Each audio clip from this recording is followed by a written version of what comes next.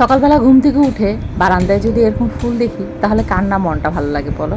আমার কাছে না অসাধারণ লাগে। প্রতিদিন সকালবেলা ঘুম থেকে উঠে আমার এই ছোট্ট বাগানটার সামনে এসে আমি দাঁড়িয়ে থাকি আর অপেক্ষা করি কোন গাছটাই এবার আমার সাথে কথা বলবে। দেখো মাশাল্লাহ মরিচ গাছে এত মরিচ এসেছে, এখন থেকে ভাবছি সব মরিচ গাছ লাগাবো বারান্দাতে।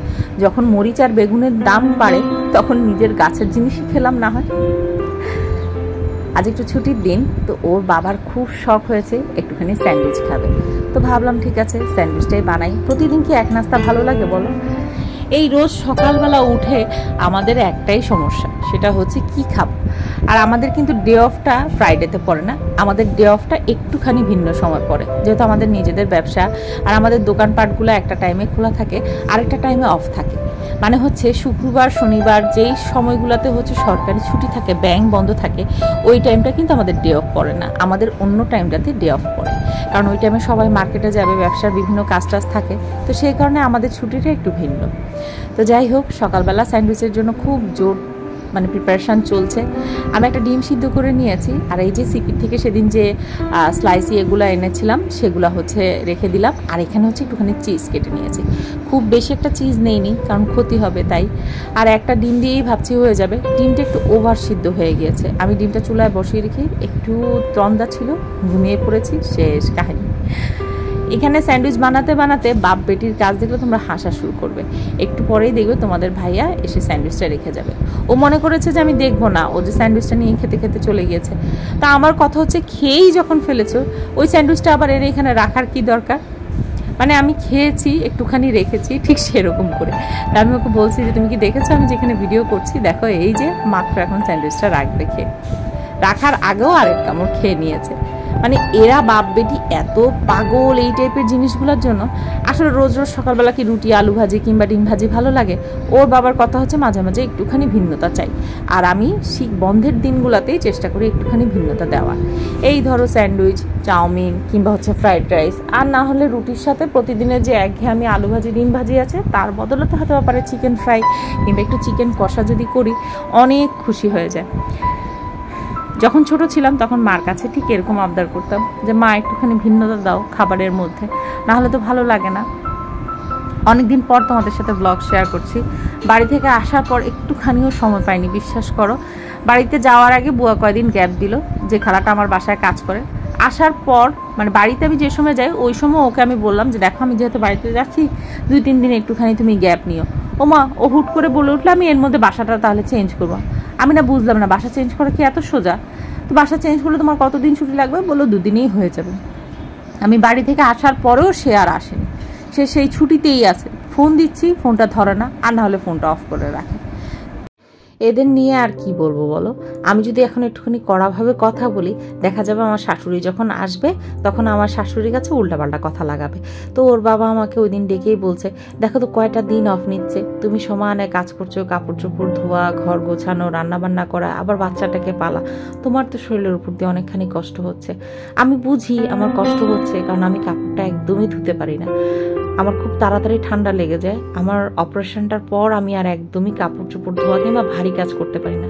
বেশ কয়েকবারই ডাক্তাররা আমাকে মানা করেছে ভারী কাজগুলো করার জন্য, তার উপর আবার লিভারের সমস্যা। সব কিছু মিলিয়ে এত বিরক্ত লাগছে বিষয়টা, কি করব ভেবে উঠতে পারছি না। তো ওর বাবা বলছে তুমি এবার একটুখানি ফোন দিয়ে ওকে ঝাড়ি দাও যে এতদিন কেন গ্যাপ নিচ্ছে, টাকাটা তো ঠিকই নিচ্ছে, তাহলে গ্যাপটা নেওয়ার কারণ কি? কি আর বলবো বলো, সামনে ঈদ আসছে, তোমরা তো সবাই জানো আমাদের দুটো ঈদ, একটা হচ্ছে ঈদুল আজহা আর একটা হচ্ছে ঈদুল ফিতর। তো কোরবানির ঈদটা যখন একদম সামনে চলে আসছে, এখন কিন্তু অনেক কাজ আছে। তার মধ্যে আমার 2টা ফ্রিজের মধ্যে একটা ফ্রিজ একেবারেই অকেজো হয়ে গেছে, যেটাকে তাও কোনো মতে ঠিক করেছি, বাট ডিপ ফ্রিজটার উপর একটুখানি লোড পড়ছে। তো চিন্তা করছি এখন কি করব। আর বুয়াকে ওরকমভাবে কেন কিছু বলি না, এটা ওর বাবাকে ওই দিন কি বুঝিয়ে বললাম, দেখো আমি যদি একটুখানি কড়া করে কথা বলি, ও পরবর্তীতে আমার শাশুড়ি আসলে আমার নামে উল্টোপাল্টা কথা লাগাবে। আর আমি একদমই চাই না সংসারের মধ্যে কোনো ঝামেলা হোক, কারণ বুয়াদের কাজই কিন্তু এগুলা চুগলিবাজি করা।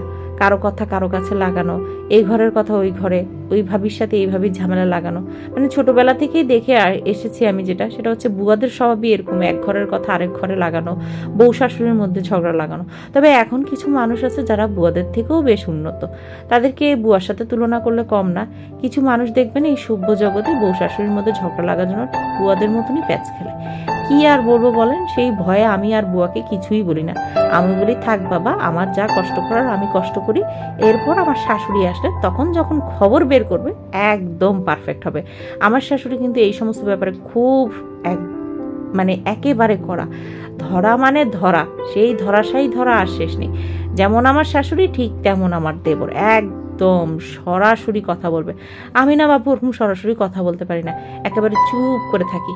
কথা যে বলতে পারি না ভুল, চাইলে বলতে পারি, কিন্তু যাতে অশান্তি না হয় সে কারণে আর কিছু বলছি না। একটা মাস আমার শাশুড়িটা হজে গিয়েছে, আর এই একটা মাসে সে যত পারে ফাঁকি দিই। অবশ্য একটা জিনিস কি জানো, তুমি যদি কাউকে ধোকা দাও সেই ধোকার ফল তুমি একটা না একটা সময় পাবে। তাই আমি কিছু বলি না, যে থাক, যখন পাচ্ছে নিজের শরীরের জোর দেখিয়ে আমাকে ফাঁকি দিতে দিক, অসুবিধা নেই, একটা সময় সে নিজেও ধরা খাবে কোনো না কোনো একটা জায়গা থেকে। গরমকাল চলে এসেছে, তো ভাবলাম বেশ কিছু শপিং করা উচিত, কারণ এইবার যখন নরসিংদীতে যাব আমি ভাবছি বেশ কিছু কাপড় চোপড় নিয়েই যাব নরসিংদীতে রাখার জন্য। প্রচুর গরম লাগে বাড়িতে গেলে, একে তো কারেন্ট থাকে না, তার মধ্যে আবার অসহ্য গরম। তো ভাবছিলাম যে কি নেওয়া যায়। আমি না সবসময় কমফোর্ট ফিল করি হচ্ছে কাপ্তান কিংবা নাইটিগুলো পরতে। তো ভাবলাম যে যাক, 2টা কাপ্তান কিনে নিই, ভালোই লাগবে, খারাপ লাগবে না। তো 2টা কাপ্তান কিনলাম, আর একটা নর্মাল যে মেক্সি থাকে ঠিক 6-6 গলার, ওরকম একটা মেক্সি নিয়ে নিয়েছি। তো কাপ্তানগুলো খুব সুন্দর পড়েছে। আরেকটা জিনিস কি, এখন কাপ্তানের মধ্যে অনেক ভ্যারাইটিস এসেছে, অল্প কাপড়, কম কাপড়, তারপর হচ্ছে যে তোমার কাপড়ের কোয়ালিটির উপর নির্ভর করে কাপ্তানের দাম বেড়েছে। তো দেখলাম এই কাপ্তানগুলোর কাপড় খুবই ভালো এবং খুব সফট, পরে আসলে আরাম পাবো। তো এগুলা পার পিস 600 করে নিয়েছে, সাথে 2টো ওড়না নিয়েছি। তো একটা ওড়না নিয়েছি এই 2টো কাপ্তানের সাথে পরার জন্য, আর একটা ওড়না নিয়েছি লাল জামাটার সাথে পরার জন্য। এই কাপ্তানটার সাথে যে ওড়নাটা নিয়েছি এটা দেখলাম 2টা কাপ্তানের সাথে খুব সুন্দর করে ম্যাচ যাবে। তো ভাবছি যে বাড়িতে এখন যখন যাবো কোরবানিদের সময়, তখন এই কাপ্তানগুলো রেখে দিব বাড়িতে পরার জন্য। দেখা যাক, এখনও ডিসিশন নিতে পারিনি ঢাকায় পরবো না বাড়িতে পরবো, কারণ আরাম পেলে যেখানে সবচেয়ে বেশি সময় থাকি চেষ্টা করি ওখানেই পরার জন্য। কাপ্তানগুলো কেমন হয়েছে বলো তো? আমার কাছে প্রিন্টগুলো খুব সুন্দর লেগেছে। আর সবচেয়ে বড় জিনিস কি জানো, অলরেডি আমার কাপ্তান একটা পরা আছে। আমি দেখলাম কাপড়গুলো এত সফট, এত আরাম, মানে তুমি কল্পনাই করতে পারবে না যে তুমি কোনো গায়ে কাপড় পরেছো। যেই পরিমাণে গরম পড়েছে, এই গরমে 3 পিস কিংবা একটু ভালো ভারী কাপড় পরতে গেলে খুব কষ্ট হয়। তো যেহেতু একটুখানি গ্যাপ পেলাম, ভাবলাম যে যাই একটুখানি টুকটাক শপিং করে আসি নিজের জন্য। ঈদ উপলক্ষেও পরা হবে, আর হচ্ছে ঘরের জন্যও পরা হবে। ঈদ উপলক্ষে একটা জামা তো অনেক আগেই নিয়ে রেখেছি, তোমরা হয়তো ব্যাপারে দেখেছো। ঈদের দিন যদি কোথাও একটুখানি বাহির হই তাহলে ওই জামাটা পরবো নিয়ত করে রেখেছি। আর এছাড়া এই 2টো কাপ্তান ঘরে পরার জন্য নিয়েছি ঈদের দিন। ঈদ এখন কোথায় করবো সেটা ঠিকভাবে ডিসিশন নিতে পারছি না, কারণ বুয়ারা যে অবস্থা করছে তার উপর আবার আমার শাশুড়ি ঈদের পরপরই চলে আসবে, বেশ কাজ থাকবে ঘর গোছানোর, ঘরের জিনিসপত্র ঠিক করা। তো ভাবলাম যে দেখা যাক কি ডিসিশন নেই, কি বাড়িতে করব না এখানে করব। তো দেখো এই লাল কালারের যে কাপ্তানটা, এটা খুব বেশি সুন্দর লেগেছে আমার, তার সাথে এই লাল রঙের ওড়নাটা নিয়েছি। কাপড়গুলো যেমন ভালো পড়েছে, ওড়নাগুলোও ঠিক সেরকম ভালো পড়েছে। 300 টাকা করে নিয়েছে ওড়নাগুলো, কিন্তু পরতে এত আরাম, খুব আরাম লাগে। আর ভাবলাম আমি এত কিছু নিব, ওর বাবার জন্য যদি একটা গেঞ্জি না নেই তাহলে কি হয়। তো তারপর ওর জন্য একটা গেঞ্জি নিয়ে আসলাম, ক্রোকোডাইলের গেঞ্জি। স্যান্ডু গেঞ্জির বড় অভাব পড়েছে, দেখলাম সমস্ত স্যান্ডু গেঞ্জি সে হাল বেঁধে বাড়িতে রেখে এসেছে। এবার আমি তো এটা দেখে অবাক, কি ব্যাপার বাড়িতে ওর এত গেঞ্জি কেন? ঢাকাতে ওর গেঞ্জি খুঁজে পাচ্ছি না আমি, আর সব গেঞ্জি দেখি বাড়িতে। তো এই যে টুকটাক 2টো হিজাব নিয়েছি, এই 2টো ক্যাপ হিজাব নিয়েছি একটা স্পেশাল কারণে। আমি যখন ভিডিও করি তখন চুলগুলো বের হয়ে থাকে, দেখতে খুব খারাপ দেখায়। তো ভাবলাম যে 2টো ক্যাপ হিজাব নিয়ে নেই, ক্যাপ হিজাব 2টো পরবো। আসলে পর্দার যে বিষয়টা, সেটা যদি অন্তর থেকে না আসে ঠিক সেভাবে করা যায় না। পুরোপুরি জিনিসটা অন্তর থেকে আসতে হবে, এটা আমি বিশ্বাসও যেমন করি ঠিক তেমন মানি। তো তোমরা জানাও তো কাপ্তানগুলো কেমন হয়েছে, ভালো লেগেছে কিনা তোমাদের কাছে। আমার কাছে না লাল কালারটা এত ভাল লাগছে, বারবার খালি লাল কালারটা দেখছি আর তোমাদের সাথে শেয়ার করছি। তোমরা জানো ভালো হয়েছে কিনা। তবে লালটা থেকে মনে হয় এই দুটো খুব বেশি সফট, খুব বেশি আরাম। মানে তিনটা জিনিসই এত সুন্দর বলে বোঝানোর মতো না। তো যাই হোক, এদিকে তোমাদেরকে আরেকটা জিনিস দেখাই। নিজের জন্য শপিং করবো আর ঘরের জন্য ঈদ উপলক্ষে শপিং করবো না, এটা কখনোই হয় না। আসলে আমার না ডিনার সেটের প্রতি এত নেশা লেগেছে, সরি ডিনার সেট না, কাচের জিনিসের প্রতি, যে আমি সেই লোভটা সামলে উঠতে পারছি না। তো এই যে 3টা বাটি সেট বিক্রি করছিল 2000 টাকায়, ভাবলাম নিয়ে নিই। কেমন হয়েছে বলো তো? একটাতে পোলাও দিলাম, একটাতে রোস্ট, একটাতে বিফ, কিংবা একটু মিলিয়ে যেভাবে পারি সেভাবে দিব। দুটো মানুষ আমরা ঘরে, যাই হোক যেভাবেই হোক সুন্দর করে করব, দেখা যাক কেমন লাগে। আমার মার তো খুব পছন্দ হয়েছে। ওর বাবা দেখি সেরকম একটা রিয়াকশান দিল না, কারণ দেখছে যে আমি একটার পর একটা কাঁচা জিনিস কেনা শুরু করেছি, তাই আর কোনো রিয়াকশান দিচ্ছে না।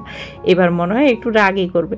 আমার না স্বভাবটাই এরকম, আমি কোনো জিনিস কিনা ধরলে সেটা একদম কিনতে কিনতে পুরো বাজার উঠিয়ে আনবো, এরপরে আমার কেনা শেষ হবে। তবে কাঁচের জিনিসগুলো খুব ভালো পড়ছে, কি বলো তোমরা? এটার সাথে যদি 6টা প্লেট নিতে পারতাম তাহলে খুব ভালো হতো। আসলে ঘরে রাখার জায়গা নেই, রাখার জায়গা হলে আমি ঠিকই করতাম।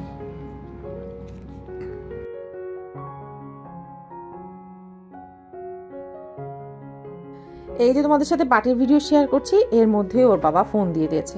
ওর বাবার এক বন্ধু, খুব পরিচিত, হঠাৎ করেই ওর বিয়ে ঠিক হয়েছে, মেয়েরা দেখতে এসেছে। এরপর ওরা বলছে যে না, আজকেই কাবিন করে ফেলবে। আমি তো শুনে মহা খুশি। আসলে বিয়ে জিনিসটা না বড় অদ্ভুত, কখন যে কোথায় হয় কিভাবে হয় কেউই বলতে পারে না। বাসায় বিয়ে হলো আর বন্ধু বান্ধব সবাই মিলে একটা রেস্টুরেন্ট বুকিং করে খাওয়া দাওয়া করলো। ভাবলাম তোমাদের সাথে একটুখানি শেয়ার করি। তবে আজকের ব্লগটা কিন্তু খুব ছোট হয়ে যাচ্ছে, যেহেতু হুট করে চলে গিয়েছি, তাই ওরকম আহামরি তোমাদের সাথে কিছু শেয়ার করতে পারিনি। আশা করি তোমাদের কাছে খুব ভালো লাগবে। আর এই যে আমাদের দুষ্টু মিষ্টি নতুন বউ, একেবারে পিচ্ছি কিন্তু বউটা, ওটাকে দেখেই এত ভালো লাগছে। দোয়া করি ওরা যাতে সবসময় সুখী থাকে, খুব সুন্দর করে যাতে ঘরটা করে। তোমরাও ওদের জন্য দোয়া করো। ভালো থেকো তোমরা সবাই, দেখা হবে তোমাদের সাথে নেক্সট ব্লগে। আর এই যে আমাদের টুকরো টুকরো কটা ছবি তোমাদের সাথে শেয়ার করছি, কেমন হয়েছে?